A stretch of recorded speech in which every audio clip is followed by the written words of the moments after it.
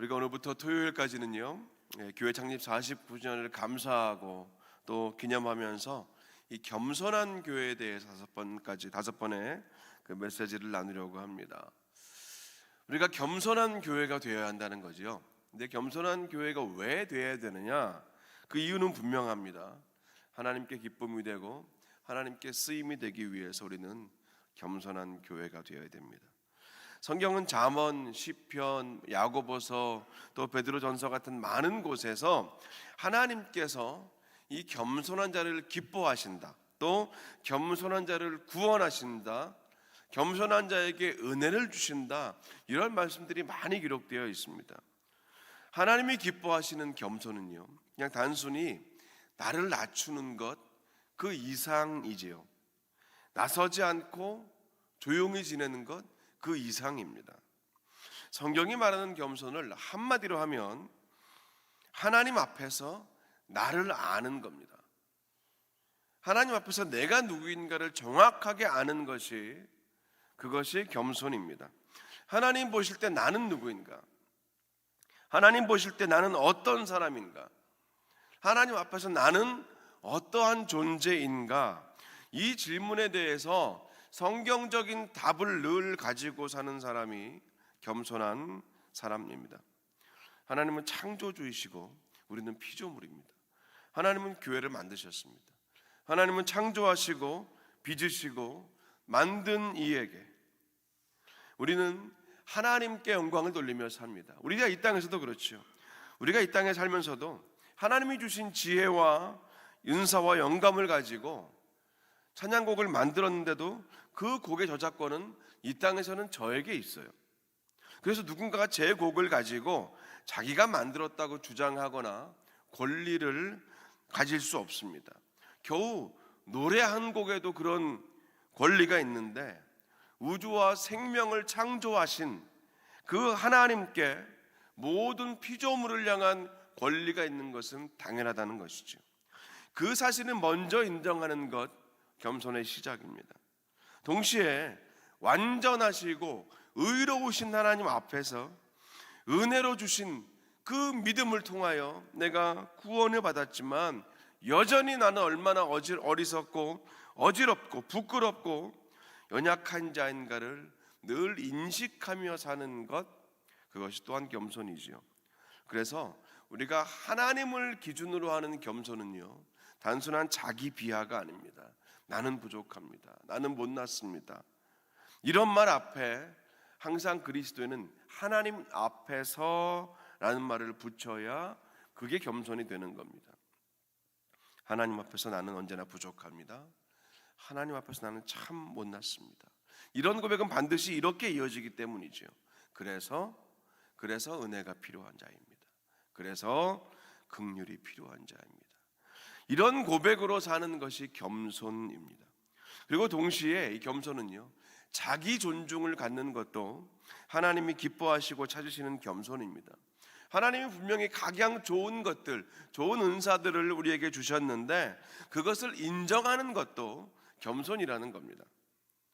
주위에 많은 사람들이 인정해주고 격려하고 검증해주는데도 불구하고 끝까지 아닙니다. 나는 아무것도 아닙니다. 나는 못났습니다. 나는 절대 그런 사람이 아닙니다라는 것도 사실은 겸손이 아니라는 거예요. 우리가 먼저 좀 크게 몇 가지를 나눠보았는데 공통적으로 중요한 것, 하나님 앞에서 나를 아는 것입니다. 하나님 앞에서 나의 부족함도 알고 하나님 앞에서 나의 은사와 강점도 아는 것, 하나님 앞에서 나의 권리 없음도 알고 하나님 앞에서 나의 권리도 아는 것, 이것이 겸손입니다. 우리가 이런 큰 그림을 마음속에 두고 이번 한 주간 겸손에 대한 말씀을 받으려고 합니다. 오늘 말씀으로 좀 들어가 봅니다. 이 로마 감옥에 있던 바울에게 빌립보 교회의 소식이 들려왔는데요, 일부 성도들 사이에 다툼과 허영의 문제가 있다는 그런 소식을 들었습니다. 헬라어로 다툼이라는 말은요, 싸움이 아닙니다. 헬라어로 다툼의 원어를 보면 나를 내세우고자 하는 욕구, 그것이 다툼의 원형입니다. 내가 누군데, 내가 누군 줄 알고, 그리고 이런 사람들이 모이면 뭐가 됩니까? 우리가 누군데, 우리가 누군 줄 알고 교회도 마찬가지예요. 우리 교회가 어떤 교회인 줄 알고 그 모습들이 다 성경 헬라어가 말하는 다툼이라는 나를 내세우고자 하는 욕구라는 겁니다. 물론 빌립보 교회는 전통이 있는 좋은 교회였습니다. 자주장사 루디아 같은 그런 신앙도 좋고 또 물질적으로도 축복받은 그런 교회의 파운더가 있었고, 사랑과 교제와 봉사와 섬김 그리고 선함과 기쁨이 그런 충만한 교회였습니다. 근데 그들 앞에 있는 그런 자신을 내세우고자 하는 그런 욕구 때문에 교회가 하나 되지 못하고 있었습니다. 성령이 하나 되게 하시는 그 성령의 교제가 그 다투는 마음, 내가 누군데 하는 그런 마음을 서로 가지고 있었기 때문에 그 성령의 교제가 끊어져 있고, 공동체 안으로 새롭게 들어온 하나님 보내주신 한 영혼들과의 교제가 이어지지 못했습니다. 천박한 이기심과 당파와 분쟁으로 이어졌고, 이 소식을 들은 바울의 마음을 아프게 했습니다. 그리고 허영도 있었는데, 이 허영은요, 우리가 생각하는 그런 사치나 잘난 척이 아니라 조금 다른 결을 가진 말입니다. 허영의 헬라어를 보면 잘못된 생각, 허탄한 생각, 의견들, 그리고 공허한 망상, 그런 뜻이 있습니다. 그러니까 교회 안에서 하나님의 영광이 아니라 나의 생각을 관철시키고 싶고 나의 영광을 찾기 때문에 이 허영이 들어오는 겁니다. 나의 영광을 찾는다는 말은요, 내가 영광받기 위해서 갑자기 설교단으로 올라온다거나 갑자기 찬양 시간에 앞으로 나와서 십자가 앞에서 두 팔 벌려 자기가 이렇게 서 있는 그런 너무나 우스운 모습이 아니죠. 대놓고 그런 사람 아무도 없습니다. 자기의 영광을 찾는다는 말은요, 내 의견과 내 경험이 항상 옳다고 믿는 겁니다. 언제나 나는 맞고 근데 너는 가끔은 틀릴 수 있다. 나는 옳고 너희는 틀릴 수 있다라고 여기는 것입니다. 대놓고 그렇게 말하는 사람은 없어요. 그런데 속으로 그렇게 생각하면 그것은 하나님 보실 때 허영이고, 그 생각은 반드시 티가 나게 되어 있습니다. 표정 하나에도, 말 한마디에도, 단어 하나를 쓰는 것도 티가 나요. 열매가 보입니다. 증거가 나타난다는 거예요. 그게 지금 빌립보 안에서 다툼으로 이어졌고 갈등과 분열로 나타났던 겁니다. 지금도 많은 교회들이, 이제 특별히 이민교회는 더더욱 그런 것 같은데, 갈등과 이 분열 앞에서 자유하지 못합니다. 어느 교회도 우리는 아니다라고 사실은 자신 있게 말할 수 있는 교회는 거의 없는 것 같아요. 빌립보서는 오늘 우리에게 그 원인이 그 다툼과 허영에 있다고 말하는 거고, 다툼은 나를 내세우는 욕망, 허영은 나의 영광을 구하는 망상이라고 말합니다. 이런 모든 교회들을 향해서 오늘 바울은 겸손을 말하고 있습니다. 먼저 1절은 이렇게 물었죠. 여러분은 그리스도 안에서 서로 격려하고 있습니까? 여러분은 그리스도와의 사랑으로 서로 위로하고 있습니까? 성령 안에 교제하고 있습니까? 여러분은 서로 친절과 동정을 베풀고 계십니까? 라고 묻는 겁니다. 이렇게 질문을 던지면서 굳은 마음을 계속 두드린 이후에 주님의 마음으로 말씀의 씨를 뿌리는 게 2, 3, 4절입니다. 한 마음과 한 뜻으로 마음을 같이 해서 같은 사랑을 가지고 하나가 되어야 한다는 거예요. 어떤 일이든지 무슨 상황이든지 절대로 다툼과 허영으로 하지 말고 겸손한 마음으로 자기보다 남을 더 낮게 여기라는 겁니다. 그리고 4절에서는 자기만 돌보고 내 이익만 생각하는 것이 아니라 다른 사람을 돌보고 그들의 이익도 생각함으로써 나의 기쁨을 충만케 해주십시오라고 바울이 말합니다. 우리가 오늘은 이 2절과 3절, 4절 말씀 안에서 겸손한 교회의 첫 번째 키워드인 배움에 대해서 좀 확인해 보려고 합니다. 배움. 예전에 보았던 그 한국의 요리 경연대회가 언뜻 기억이 났어요. 결승전은 전라도 아주머니 두 분하고 경상도 아주머니 두 분이 요리 경연대회 결승에 올라가셨습니다. 누가 우승했는지 기억은 나지 않지만 그 대회의 심사위원들의 전 말과 태도가 참 기억에 남았습니다. 매 라운드가 진행될 때마다 거의 다 아마추어들인데 그 아마추어 참가자들이 요리를 다 해온다는 말이죠. 그 요리에 담겨있는 아이디어와 그들만의 독창적인 맛을 그 심사위원들이 쭉 평가하면서 연신 감탄과 칭찬을 아끼지 않았습니다.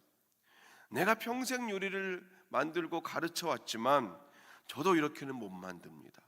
이런 말들도 정말 대단한 요리입니다. 제가 이 레시피를 좀 배워서 나중에 제가 좀 사용해도 될까요? 겸손하게 묻기도 하더라고요.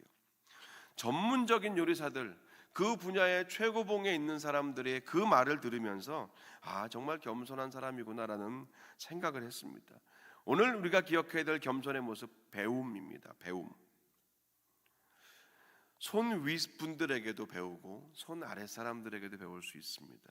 배우자에게도, 자녀들에게도, 이웃에게도, 우리 교회 공동체 가족 안에서도 얼마든지 우리는 배울 수 있지요.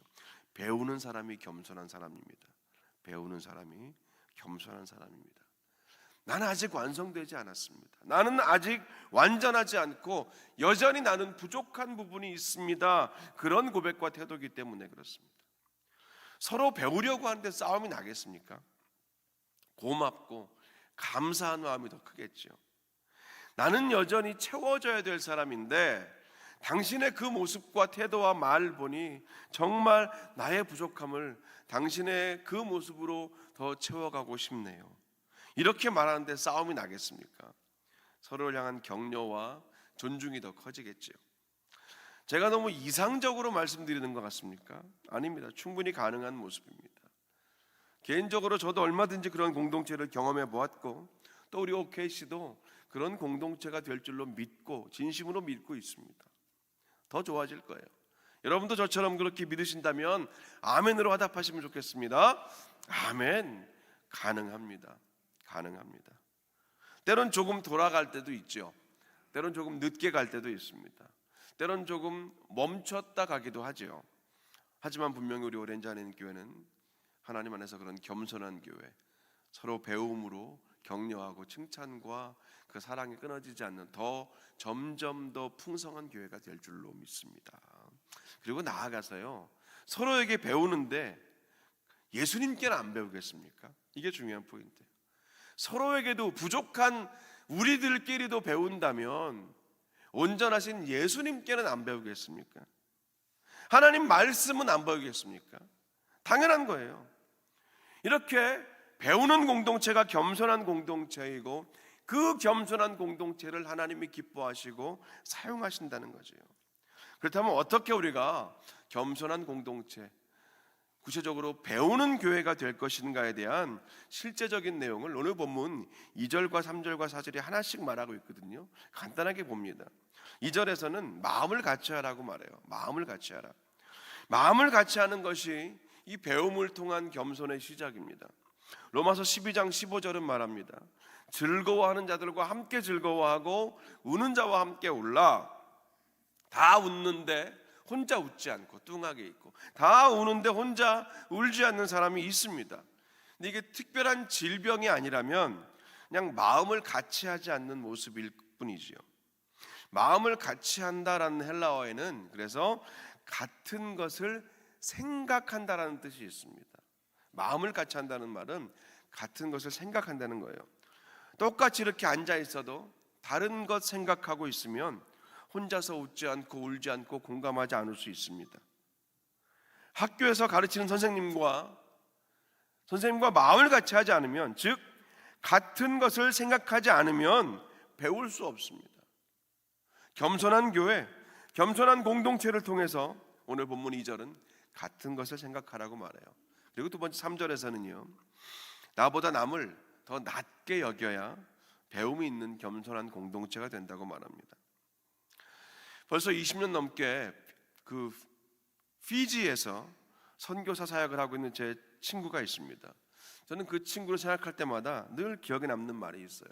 아버님이 목회를 하셔서 교회 사역도 너무너무 아주 잘하고 진지하고 또 음악적인 탤런트도 많은 친구였는데, 항상 신학교 시절에 그 친구는 나는 주변의 모든 내 친구들에게 다 배울 거야 라고 그렇게 말하고 다녔어요. 그래서 이 친구에겐 이걸 배우고 저 친구에겐 저걸 배우고 유성이 너에게는 이걸 배운다, 그렇게 늘 배우고 다녔던 친구였습니다. 근데 생각해보면 정말 겸손한 친구였다는 생각을 늘 해요. 배움은 겸손입니다. 겸손해야 배울 수 있습니다. 반대로 말하면 교만하면 배우지 않습니다. 교만하면 배울 필요가 없다고 스스로 여깁니다. 자기보다 남을 낮게, 나 아래다가 시옷을 붙여야 배울 수 있어요. 나 아래다가 지읒을 붙이면 절대 못 배우죠. 나보다 남을 더 낮게 여기는 것 배울 수 없습니다. 더 높게 여겨야 됩니다. 여기가 바로 겸손과 교만의 갈림길이겠죠. 세 번째 4절에서는요, 다른 사람들의 일을 돌볼 때 그때 겸손한 공동체가 된다라고 말합니다.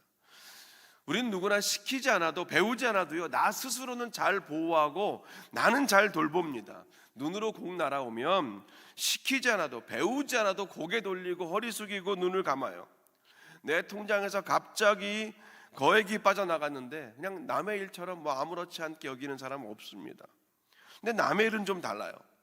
어려움을 당하고 아픔을 겪고 슬픔 안에 있고 곤경에 처하고 황망한 일을 만났을 때 서로가 어떻게 다가가고 반응하는가를 보면 그 공동체의 모습이 보입니다. 최근에 저도 개인적으로 좀 황망한 일들을 당했는데 그 얘기를 나누었을 때 각자의 반응이 달랐습니다. 헬라어로 돌본다라는 말은요, 주의 깊게 바라본다는 말입니다. 유의해서 쳐다본다, 유의주시한다, 잘 지켜본다, 즉 집중해서 바라본다는 말이 돌본다라는 의미입니다. 반대로 말하면 돌보지 않는 것은 대충 보고 흘낏 보고 관심 없이 지나치는 것이겠죠.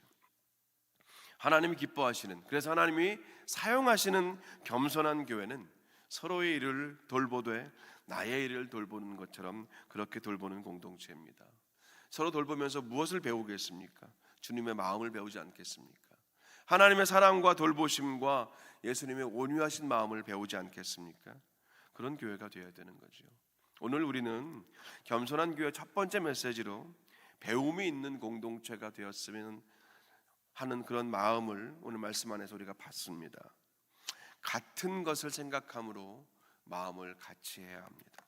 나보다 남을 더 낮게, 더 높게 여기심으로 성숙과 성장을 이루어 가시기를 간절히 축원합니다. 그리고 나의 일을 돌보는 것처럼 다른 사람들의 일도 관심을 갖고 돌보심으로 말미암아 지금까지 우리를 돌보아 주신 주님의 마음, 지금까지 우리 공동체를 돌보아 주신 그 주님의 마음을 느끼시고 공감하시기를 주님의 이름으로 간절히 축원합니다.